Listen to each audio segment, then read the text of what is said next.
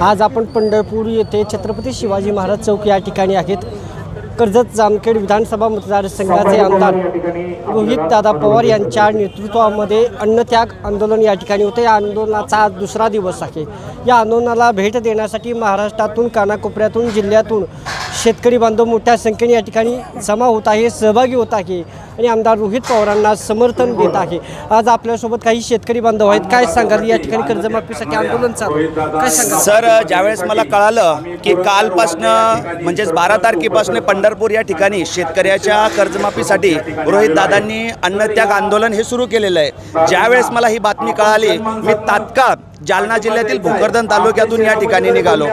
आता सर्वप्रथम शेतकऱ्याला कर्जमाफी का हवी, तर सर्व देशाला सर्व राज्याला माहिती आहे की सगळ्या गोष्टीचे भाव वाढलेले, डिझेलचे भाव वाढलेले, त्यामुळे नागाट्या जे ट्रॅक्टरवाले करतात त्यांना द्यावं लागतात, खताचे भाव वाढलेले, त्यानंतर वेगवेगळ्या पद्धतीचे लाईटचे बिल जास्त येत आहे। मग या सर्व गोष्टींमध्ये शेतकरी जो पीक पिकवतो, ज्यावेळेस पीक हे तोंडाशी आलेलं असतं त्यावेळेस वातावरणाच्या दोषामुळे किंवा प्राकृतिक बिघाडामुळे पाणी आल्यामुळे तोंडी आलेला जो घास आहे हा शेतकऱ्याचा पूर्ण वाया जातो। मग शेतकऱ्याने जो पेरणीसाठी जो खर्च याजानं काढलेला असतो तो सर्व वाया गेल्यानंतर शेतकऱ्यावर कर्ज हे वाढत जातं आणि त्यामुळे अशा परिस्थितीमध्ये जरी एखादा माल चांगला आला तर सरकार त्याला भाव देत नाही आहे। त्यामुळे जो पैसा शेतकऱ्याने घेतलेला असतो हे फेडण्याचे सुद्धा पैसे त्याच्याकडे नसते, त्यामुळे त्याच्या डोक्याला टेन्शन येतं, परिवाराला ताण येतो आणि त्यामुळे शेतकरी हा जास्तीत जास्त आत्महत्या करतो। आपला भारत देश हा शेतीप्रधान देश आहे, परंतु या शेतीप्रधान देशामध्ये जर शेतकरी सुखी नसेल तर हा देश कधीही प्रगत होऊ शकत नाही, हे असं या ठिकाणी मला वाटतं।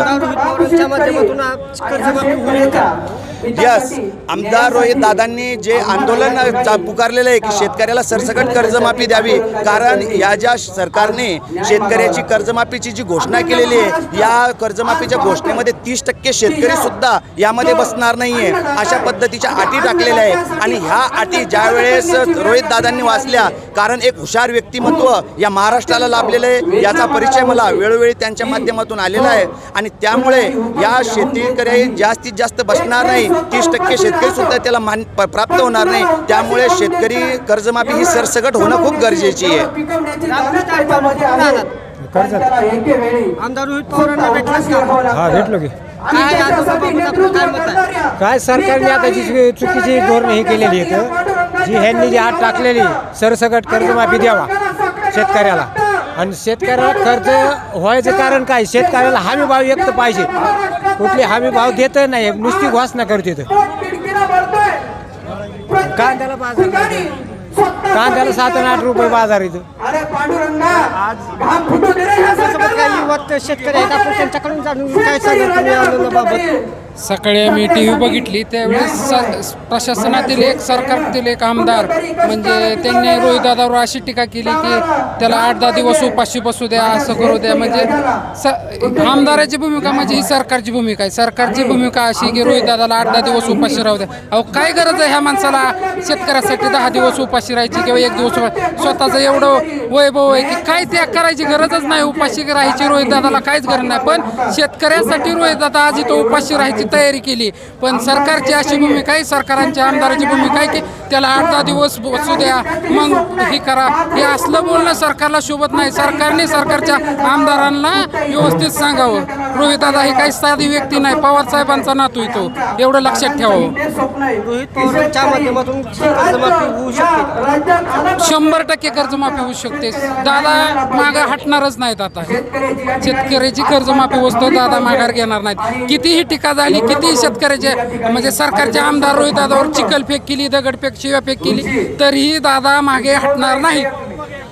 आपल्यासोबत युवा शेतकरी आहेत, काय सांगाल या आंदोलनाबाबत? या आंदोलनाला रोहितदादा पवारांना सर्व शेतकऱ्यांनी, युवा वर्गाने भरपूर संख्येने प्रतिसाद द्यावा, कारण हा पूर्ण महाराष्ट्राचा प्रश्न आहे। आज शेतकरी इतका हवालदिल झाला आहे, पावसाची हमी नाही, बियाणं मागली ती, डिझेल वाढले, पेट्रोल वाढले, त्यामुळं जी शेतकऱ्याला जी लागणारी साधनं आहेत ती नांगर म्हणा, कोणतेही साधनं असू द्या, पेरणी यंत्र म्हणा, सगळ्याची रेट वाढली ती, तुमचे बियाणं वाढले आणि शेतकऱ्याला काय मिळते, आज हमी भाव नाही कुठल्याही पिकाला, माल वाढला म्हणते ते, माल खराब आहे म्हणते ते, आणि आडतीवर गेलं तर शेतकऱ्याला 4000 भाव असेल तर 3000 भाव देते ती। काय शेतकऱ्याचं काय, आज शेतकऱ्याचं काय राहिले आज सांगा मला।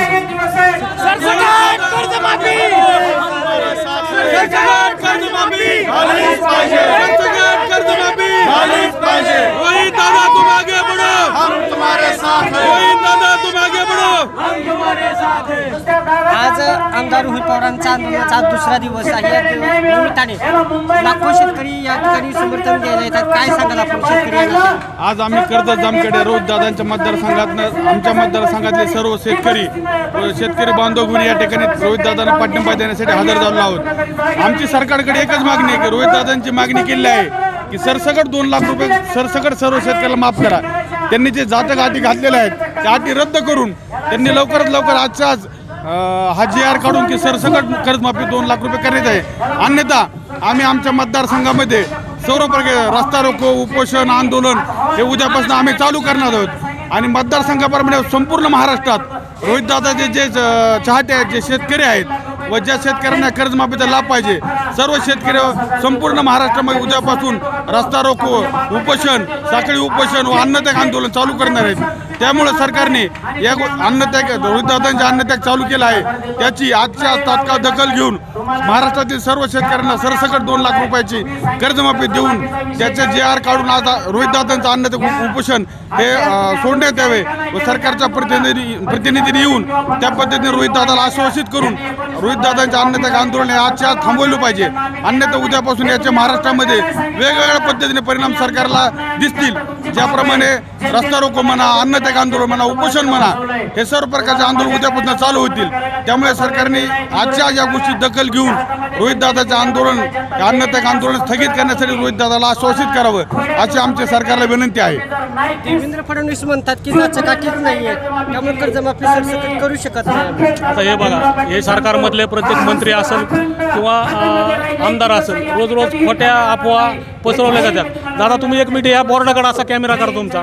याच्यात काय खोटं आहे हा बोर्ड दाखवा तुम्ही. याच्यातलं काय खोटं आहे तो जर शेतकरी असेल किंवा शेतकऱ्याचा मुलगा असेल तर त्यांनी येऊन समोर सांगावं की बाबा हे खोटं आहे आणि याच्यात काय फरक आहे. आता आम्ही लोक शेतकरी आहेत आम्हाला माहिती आहे त्यातून काय उत्पन्न निघतं किती खर्च येतो काय होतो. पण हे असा आम्ही GR काढला तसा GR काढला रोज वेगळं स्टेटमेंट करतायत. हे स्टेटमेंट सगळे चुकीचे आहेत सरकारमधल्या लोकांचे. आणि आज दादांचं कर्ज माफ होणार नाही कर्ज आमचं माफ होणार आहे तुमचं माफ होणार आहे सर्वसामान्याचं लोकांचं माफ होणार आहे. पण स्वतः दादा इथं उपोषणाला बसले त्या मंत्र्यांनी तिथल्या आमदारांनी असा विचार करावा की स्वतःचा मुलगा जर दिवसभर नाही जेवला तर त्यांना काय तळतळाट होतो त्यांना काय तळतळ होती त्यांनी स्वतःचा विचार करून बघावा.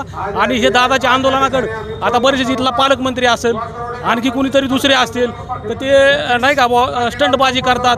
ही स्टंटबाजी आता तुम्ही सर्व मीडिया इथं आहेत स्टंटबाजी तुम्हाला वाटते का तुम्ही सांगा वाटते का स्टंटबाजी. तुमचं तुम्ही उत्तर द्या मीडियावाल्यांनी आणि त्यांनी पण विचार करावा. त्यांना जर वाटत असेल तर इथे येऊन बसा बघा लोक किती येतात किती भेटतात आणि येणारा सर्वसामान्य माणूस आहे.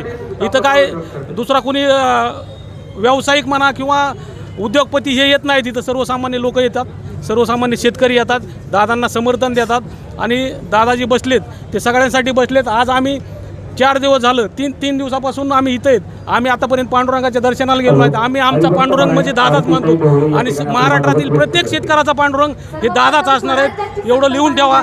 आणि तुमचे बुडतीचे पाय डावाकडे आलेत सर्व मंत्र्यांनी आणि या सरकारने लक्षात घ्यावं आणि दादाच्या मार्फत तुमचा कार्यक्रम होणार आहे. सत्तेतले आमदार रोहित पवारांवरती टीका करतायत काय सांगाल आपण? हे बघा आता रोहितदादांनी एवढं हे व्यापक कांद्याचं आंदोलन आपण 2 ठिकाणी बघितलं नाशिकला झालं पुन्हा जुन्नरला झालं आणि त्यानंतर थोडीशी सकारात्मक भाव किंवा 2 लाख क्विंटल 2 लाख टनाच्या ऐवजी 10 लाख टनाची खरेदी करण्याचं शासनाने मान्य केलं.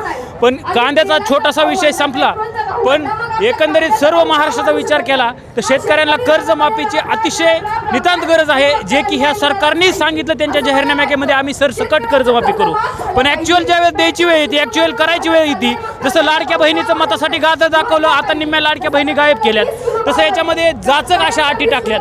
त्याच्यामध्ये मागच्या कर्जमाफीतले 50,000 प्रोत्साहनपर देणारे होते ते पण याच्यामध्ये घेणार नाही आहेत. पुन्हा वेगवेगळ्या इथं 7 मुद्दे जे उपस्थित केलेत ते सगळे मुद्दे अशा अटी टाकून त्यांनी एक प्रकारे हे फक्त आपण काय म्हणतो खाता बी आहे ना आणि सोडता बी आहे ना त्या प्रकारे ह्या सरकारचं काम चालू आहे. आणि पुन्हा वरून तुम्ही म्हणता की हे मंत्री म्हणतात की हे काहीतरी इव्हेंट आहे हे काहीतरी स्टंटबाजी आहे. अरे ते जो मंत्री म्हणतो किंवा तो जो एक फुटूर कार्यकर्ता आहे त्या खरं तर त्या पडळकरचं नाव सुद्धा आपल्यासारख्यांनी मीडियावाल्यांनी सुद्धा मला विनंती आहे की पुन्हा इथून पुढे माझ्यासारख्याला विचारला पुन्हा मोठ्या पदाधिकाऱ्याला आणि दादाला पडळकरचा प्रश्न विचारू नये, कारण त्याला फक्त आणि फक्त धुकण्यासाठी देवेंद्र फडणवीस यांनी सोडलंय, त्याला जातीयवाद करण्यासाठी सोडलंय. आपण बारामतीचं प्रकरण बघितलं असं त्यांनी नाव घेतलं म्हणे रोहित पवारांनी हे केलंय. म्हणजे दादा वरती बोलल्यावरती एक काळ होता शरद पवारांवरती टीका केली की त्याला मंत्रीपद अमुक तमुक भेटतं, ती परिस्थिती आज महाराष्ट्रामध्ये झाली. दादाच्या आंदोलनावरती बोललं, दादा काहीतरी समाजासाठी करतायत, दादा कुठेतरी पीडितांना भेटतायत, दादा शेतकऱ्यांची बाजू उचलतायत.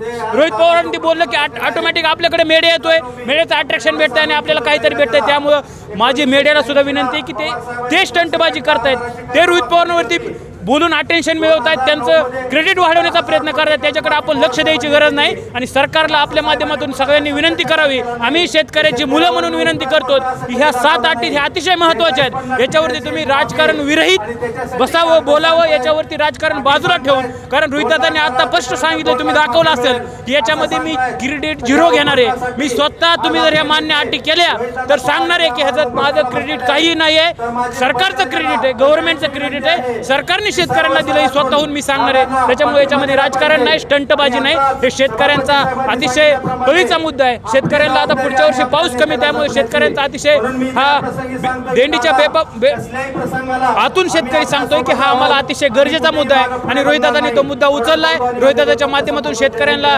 पांडुरंगाच्या चरणी विनंती करतो की न्याय भेटावा, शेतकऱ्यांना आपल्या माध्यमातून न्याय भेटावा अशी विनंती करतो आणि थांबतो.